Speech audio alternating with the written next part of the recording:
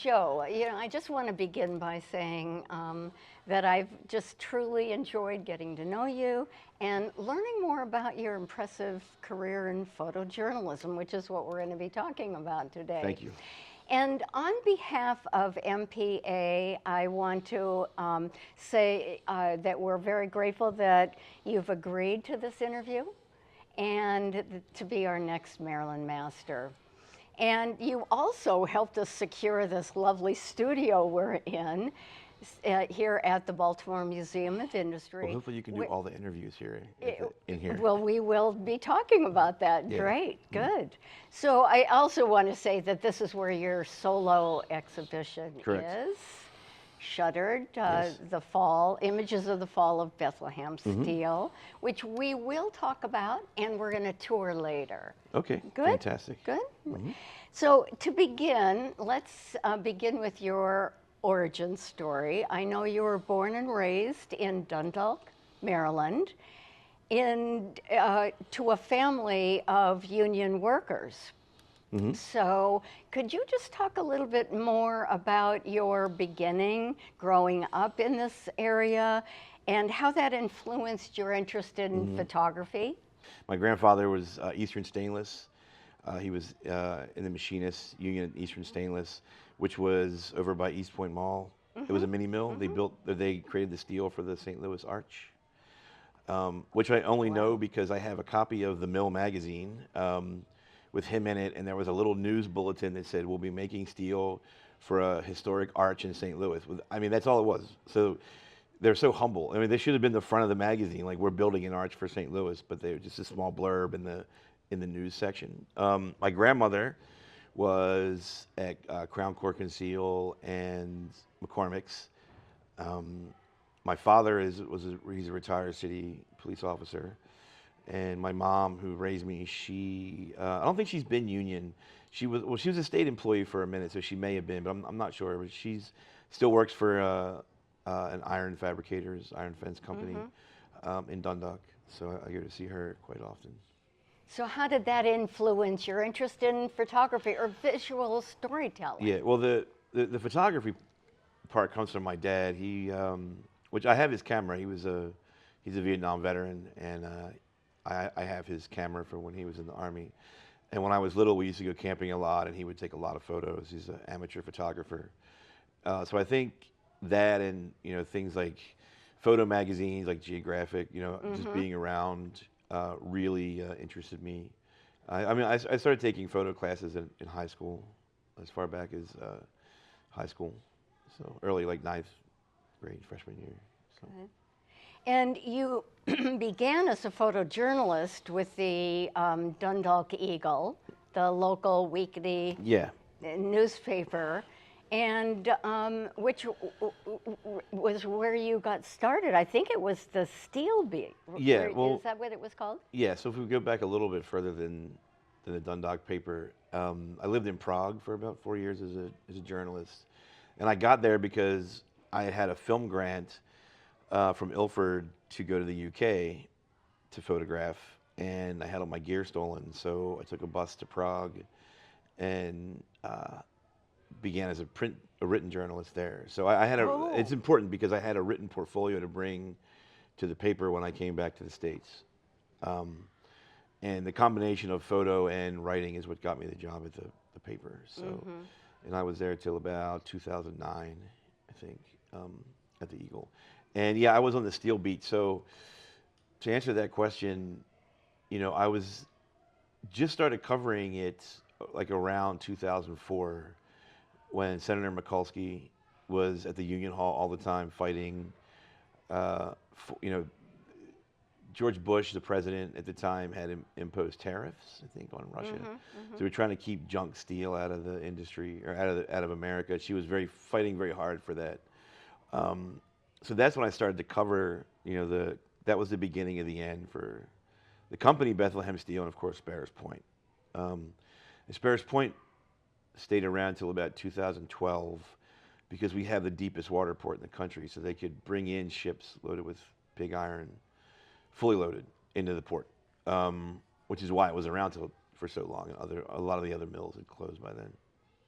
So how many years did you cover Bethlehem Steel? So yeah, from like what 2004. I mean, a good. 15 years? Well, the project is much longer. The project, I continued the project after I left the paper. Okay. Um, so the project up until 2 years ago, so that had been about 17 years total. Because I've been to other countries also on this project. So that, yeah. But with the Eagle, probably 6, 7 years. Well, there wasn't much to cover. I mean, I wasn't there. I left. I was gone in 2009. So 6 years, 7 years, maybe something like that. Well, I was looking for, just how long you were immersed in that story. Well, I mean, immerse is it's a good word. I teamed up with Bill Barry, who is a union professor of union studies.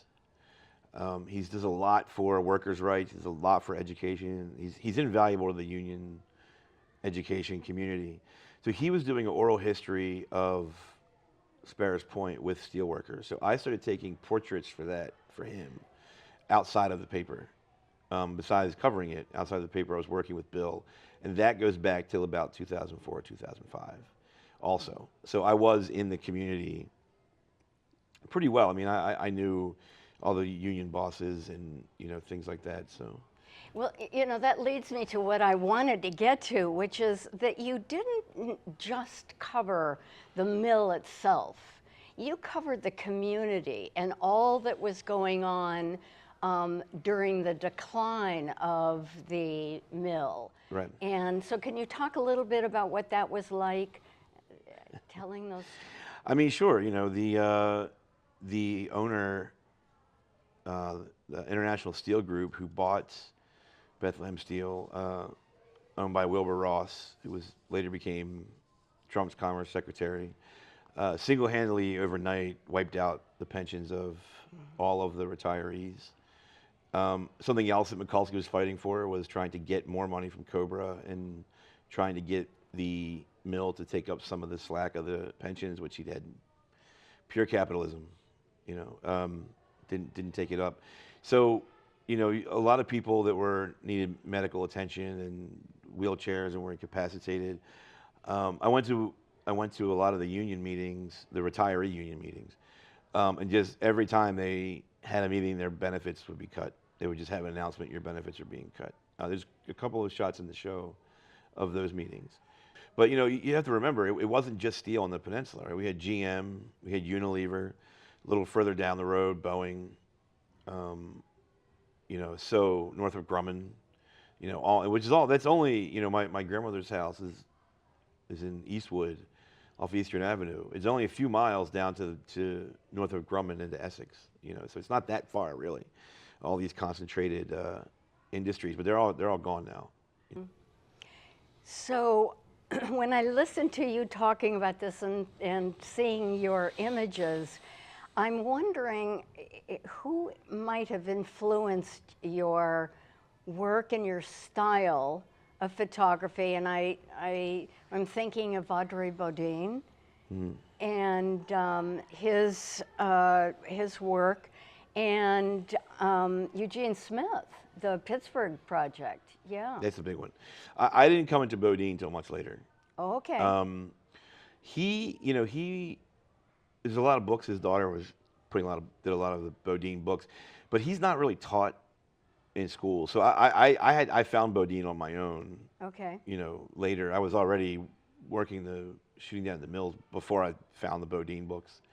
But definitely Eugene Smith. Eugene Smith, he's a case of, not a great person, but his work is very, but he's another one that's kind of fallen out of favor, I think, which is unfortunate because his work can be very influential.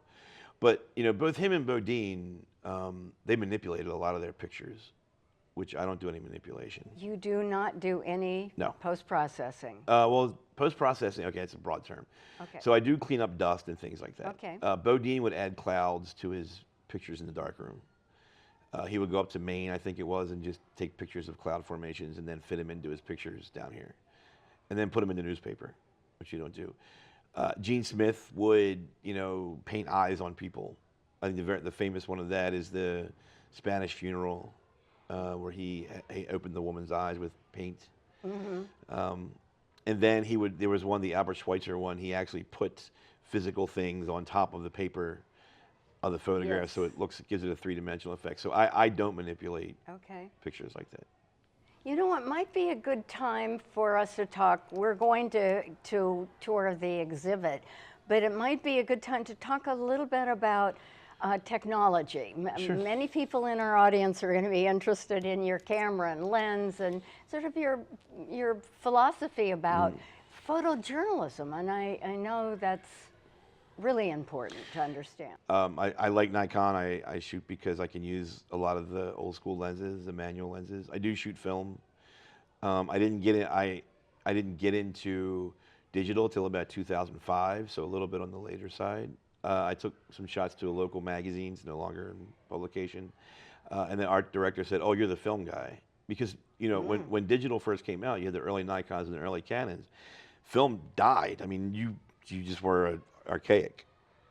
Thankfully now, and I'll say this publicly, millennials, thank you for bringing back film and vinyl albums, because now Kodak is producing at the highest level it has been since the beginning of digital, because there's a renewed, and I teach at Baltimore School for the Arts, I teach analog photography. So I have two mirrorless Nikons, I have the ZF and the 6.2. I have a DSLR, I have a 750, which I still love for the on-camera flash. It's still, the 750 and 850s are great cameras. I have a Nikon S rangefinder. I have an Minolta X700, which I use mostly, which is film camera, which is my favorite film camera. Looking for a Nikon F3, and I think it might replace the 700, but I don't know how nerdy you want to get, but No, I think that's, lens you might want to talk about, just. Well, I try to use, as best I can, I try to use prime lenses. Okay. I keep, I do keep a zoom lens on one just because they're so versatile, and if I need to go cover, a march or a protest, it's better to have a zoom lens than not. But I do have a 40. Well, for the mirrorless, the Z's, I have a 40 and I have a 28 prime lens, and I have the zoom for that, like the 28 to 200, I think that is. So those are the three lenses I use for this. But I also have a 1.4 Nikkor that I use with an adapter for the ZF, because these old school lenses are so sharp, and the adapters are getting better for the Z cameras. So yeah. Good. How do you sustain the work and sustain your passion for the work? And I've heard you say that it's not work for you. No, it's not. What is it? As people ask me, when are you, if you're going to retire, or what are you doing when you retire? I'm like, well, I'm not retiring, because it's not. I mean, because I enjoy it. Work is meant to be work, which is why you retire from it, right? It's meant to be some kind of a drudgery or something you do to pay the bills. I'm fortunate enough to teach and be immersed in photo books, in photography, in archiving. And it's not work. We are, MPA, are podcasters. We also have a program, Artist Spotlight, the podcast, and you have a podcast. So I would love to hear what advice you have for podcasters and, why. And I think the name of your podcast is interesting, if you can explain that, and any advice. It's called 10 frames per second, which is how fast the Nikon shutter, old school Nikon shutter, fires, 10 frames per second. And it's the podcast is in its sixth year, I think. Yeah, like sixth year. My co-host is Molly Roberts. My former co-host, Elena Volkova, she couldn't return after COVID because her schedule changed. No, she's a professor. Yes, just her schedule I know her. changed. Yes, yeah, Elena, yeah. yes. So her schedule changed, so she couldn't work it in. But Molly Roberts is the new co-host, and fantastic. I can't say enough great stuff about Molly. Former editor, Smithsonian, National Geographic, women photojournalists of Washington, on the board there. I believe one of the co-founders.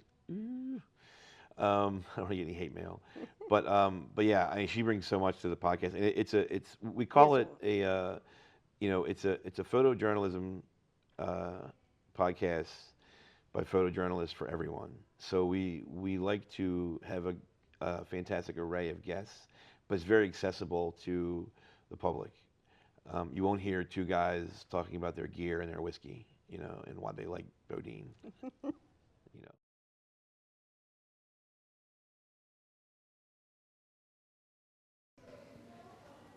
Well, Joe, here we are in your exhibit at the museum, Shuttered, Images of Yes. the Decline or the Fall of Bethlehem Steel.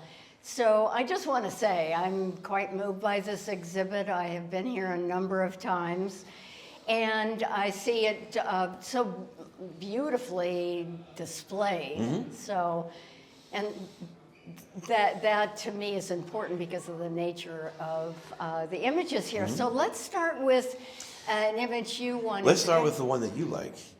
Oh, over in the you corner. do? You Why want? don't we start with yours? Oh, okay. And then okay. we'll talk about Oh, mine later. thank But you, let's talk about thank yours you. first. Okay, it's right over here.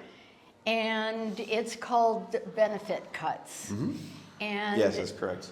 yes, and I am so moved by this image of two women sitting in a union meeting about their benefits being cut. And I'm just moved by the look on her face and the hand up on for the other woman. So could you talk a little bit about this? Sure. That was at a retirees meeting, and I mean the title says what it is. They were announced yet again they were getting their benefits cut further, and these two women were reacting to it, and you can just see, one the look of exhaustion, and one the look of just kind of shock and difference and sadness, knowing that they have to deal with even more financial burden. It kind of pairs with there's two from this particular day, and the other one is a group of retirees with just blank faces, just listening to news, and the news is that they're getting their benefits cut.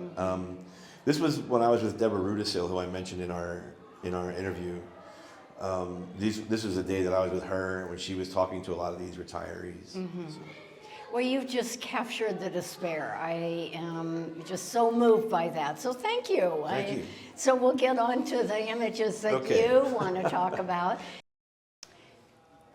Joe, this is such a spectacular image, and it's called Mill Morning, and it was 2010, I believe, when you shot. Could you talk a little bit about this? It's just a stunning image when you walk in. This is my favorite image in this show.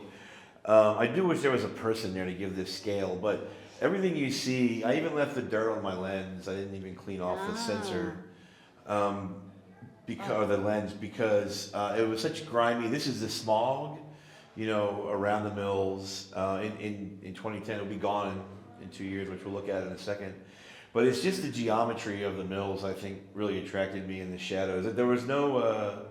This is early digital, right? 2010. So this isn't like brand new digital. So the resolution is. I was impressed blowing it up this big. But I wanted to leave those spots on there to kind of give it that what was kind of blowing through the air and the grime on it. And just really like these, breaking it down to almost geometrical shapes with the highlights down here, also. I would like to have maybe one person in here, but, you can't have it all. I was on my way down, I think to see my mother when I took this, my mom. She still works in there, I think, because this is on my way to see her, and I think it just caught my eye and I stopped because of this darkness over here. It's very early morning. Well, it really captures your attention when you walk into this exhibit. So, and I know another one that you want to talk about, which is here, and this is Sparrows Point, taken in 2016. So could you talk about that? And I love the cloud. Sure. So this picture is this picture.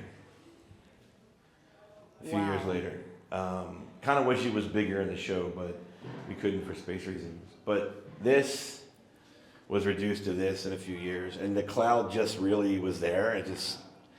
It was perfect. I was working on a project with Anna Devere Smith, the actor and writer. We were down there shooting, and I realized where I was standing, and it occurred to me that I had taken that one, and this is right there. So It's amazing. yeah, and it's just all gone. And now this is all Yes. warehouse. Like this would be, you know, I should take a third one when it's just a big warehouse towering. You know. Good. So we're going to go over here.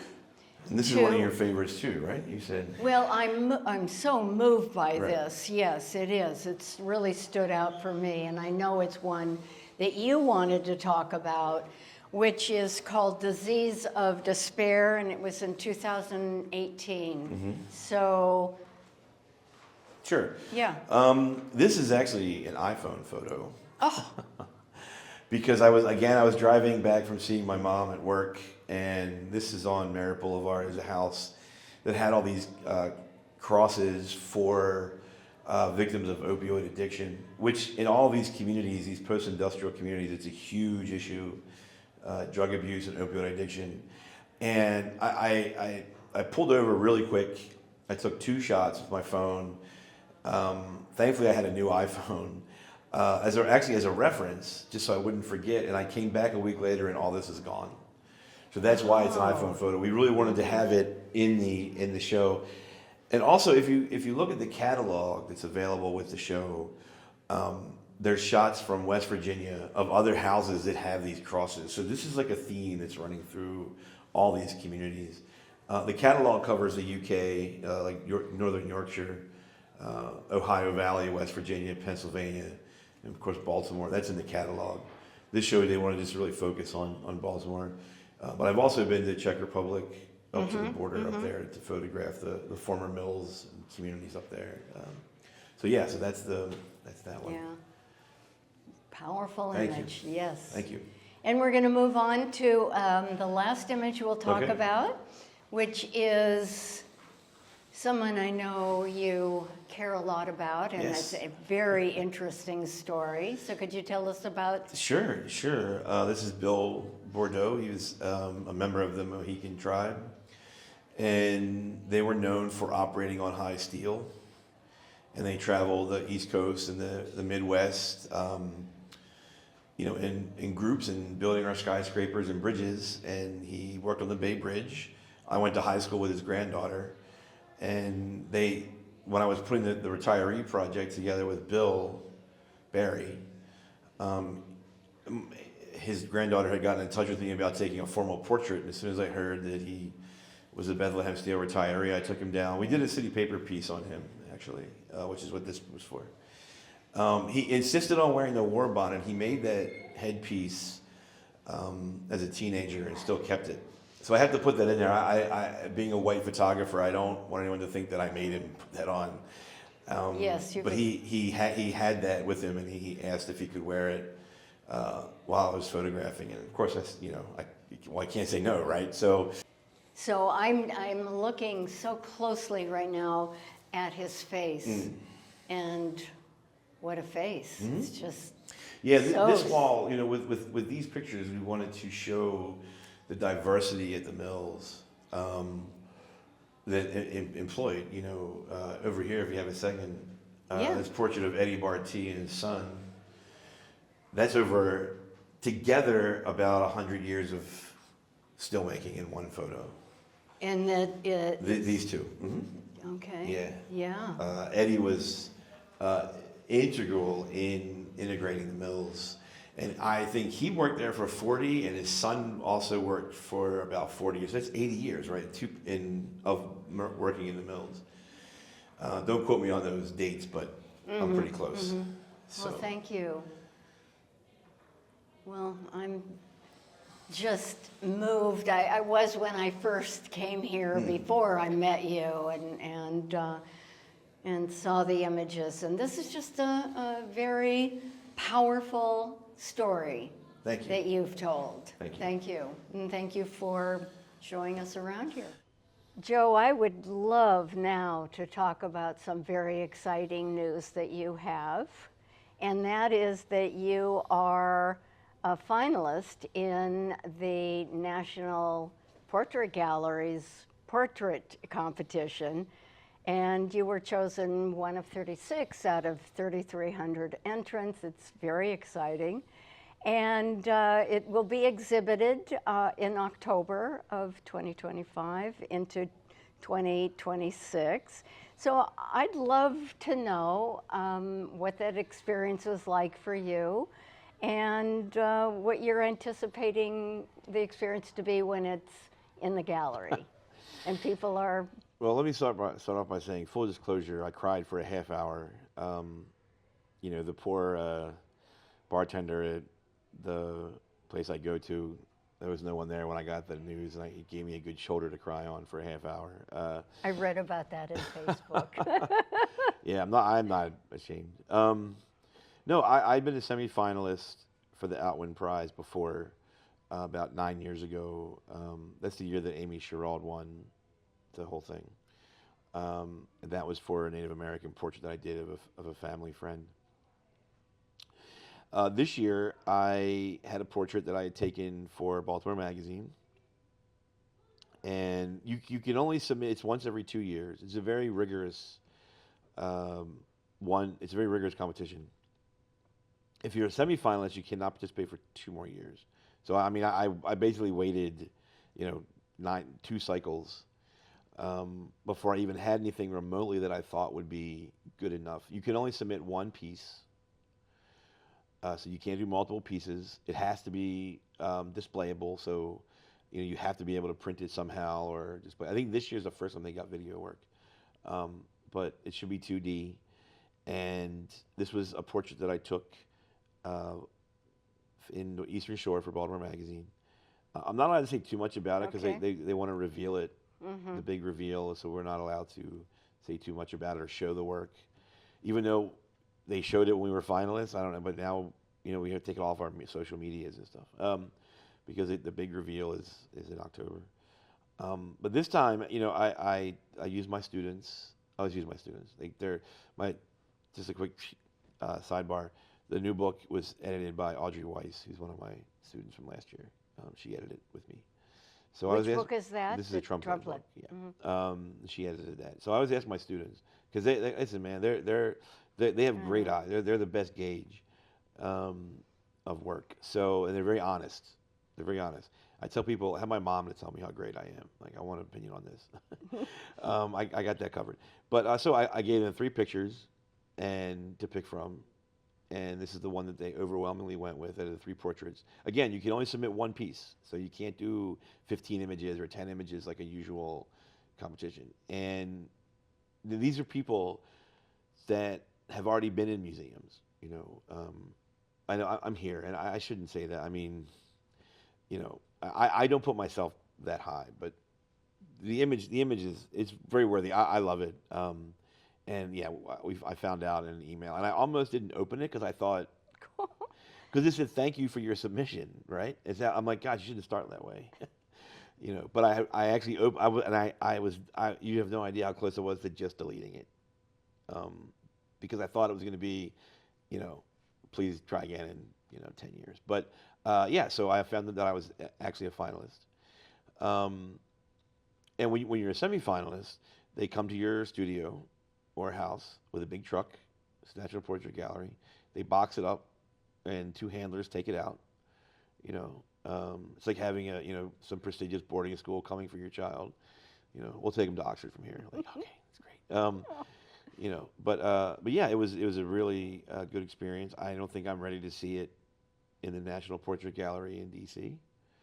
Um, I had a pretty good year this year. I was in the American Photography Annual, number 40 this year. I have 2 pages from the 1323 book. So that is something I never thought I would be part of. I went to New York for the big reception for that, and got to see it on the wall. So that was pretty interesting, seeing it with like photojournalists that have been doing this for forever. I was very proud to have that work shown. But the portrait gallery one, I don't know if I'm ready to see it. I've been there for other shows, other portrait gallery shows, and it's going to be in the National Portrait. It just doesn't register. Mm-hmm. Well, I think a lot because my upbringing is you're never good enough because if you're lower middle class, you're not supposed to do things like this, right? And here you are. Well, I guess, but so I'm not accustomed to promoting myself and being happy. I know. Sorry. Well, I personally am really looking forward to visiting the gallery. And Thank you. Yes. I hope that it's still there. That's all I'll say. well, there is something you said earlier in the interview earlier today, and that is about being a human before you are a photographer. That's what you teach your students. And that's how I see you. And learning about your work, getting to know you for this interview, that's what I see. And your work really reveals that. And I think Well, that thank you. might be how people think of you. Thank you. So, and I just want to thank you so much again for doing this interview. We're very grateful that you've agreed to sit here. Thank you for and, having me. Yeah, it's been a joy. Honestly, it's been fun. I You're funny. thank you. I hope so. I was going to give you the Andy Warhol treatment. Yes. No. Oh, you I'm know, glad no. you didn't, and you. I wouldn't It was do that. marvelous. It I really wouldn't do that. was. So thank Good. you for having me on. Thank you.